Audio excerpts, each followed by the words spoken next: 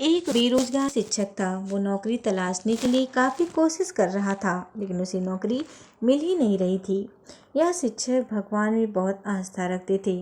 अपने साथ कुछ अच्छा हो या बुरा हो, वो सारी बातें भगवान से किया करते थे। कुछ अच्छा होता तो धन्यवाद देते, कुछ बुरा होता तो भगवान से शिकायत भी करते। उनका भी स्ट्रगल का दौर चल रहा था। वो भगवान से शिकायत करते थे, कहते ही कि भगवान मुझे नौकरी क्यों नहीं दिलवाते हो, क्यों मुझे परेशान करते हो। थोड़े दिनों बाद ही शिक्षक को एक कस्बे में सरकारी नौकरी लगी।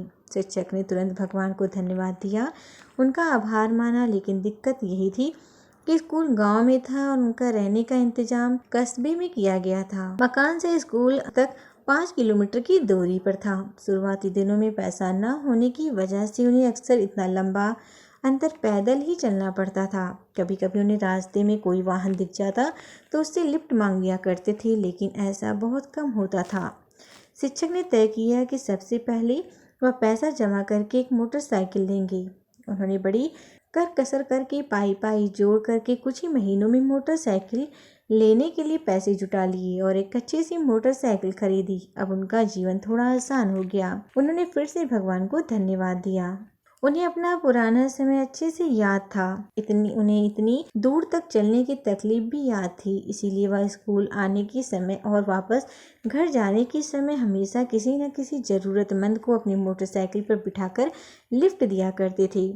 कभी किसी छोटे बच्चे को स्कूल छोड़ दिया, कभी किसी बूढ़े को लिफ्ट दे दिया, तो कभी किसी किसान को शहर छोड़ दिया। इस तरह से शिक्षक आ रहे हो या जा रहे हो, कोई ना कोई उनके पीछे बैठा ही मिल जाता था। लोग उनकी बाइक को अब दूर से ही पहचानने लगे थे, क्योंकि हर कोई जानता था कि अगर उनकी बाइक आते दिख गई तो लिफ्ट जरूर मिल जाएगी।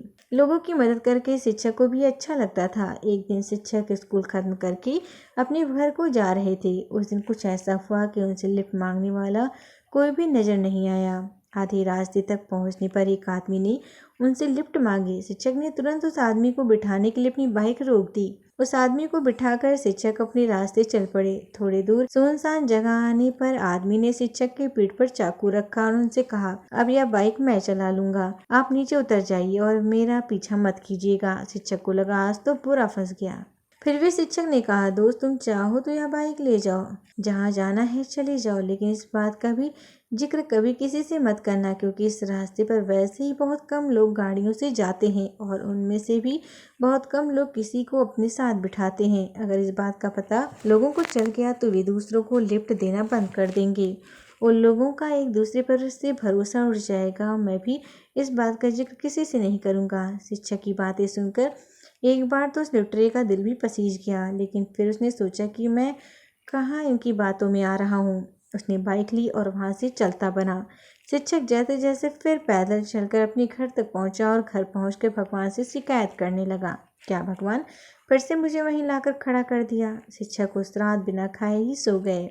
सुबह शिक्षक की जब नींद खुली तो उसने देखा कि उसकी मोटरसाइकिल उसके आंगन में खड़ी है। उस पर एक चिट्ठी चिपकी हुई है। शिक्षक ने बड़े आश्चर्य से अपनी बाइक से उस चिट्ठी को निकाला और पढ़ने लगा। चिट्ठी उसी चोर ने लिखी थी जिसने उससे यह बाइक छीनी थी। उसने लिखा कि मास्टर जी, मुझे माफ़ कर दीजिएगा जो मैंने आपकी बाइक चुराई। यह बाइक तो कोई सेलिब्रिटी की तरह है। जैसे लोग किसी बड़ी सेलिब्रिटी को दूर से ही पहचान लेते हैं, उसी तरह हर कोई दूर से ही पहचान ले रहा है। ये मास्टर जी की बाइक आपके पास क्या कर रही है? मैं बहाने बनाते बनाते थक गया, लेकिन लोग सवाल करते करते नहीं थके। मुझे पक्का यकीन है अगर थोड़े दिन यह बाइक मेरे पास रही तो मुझे ज़रूर जेल जाना पड़ेगा, इसीलिए मैं यह बाइक आपको वापस दे रहा हूँ। चिट्ठी पढ़ते पढ़ते मास्टर जी की हंसी छूट गई और उन्हें यकीन हो गया जिन्होंने जितनी भी भलाई की है उसका फल भी उसको भला ही होगा। उन्होंने फिर से भगवान को धन्यवाद दिया और फिर से लोगों की मदद में लग गए। दोस्तों, यह कहानी हमें सिखाती है कि कर भला तो हो भला। दूसरों की करेंगे तो भगवान भी आपकी मदद करेगा। दूसरों का भला करेंगे तो आपका बुरा कभी नहीं होगा।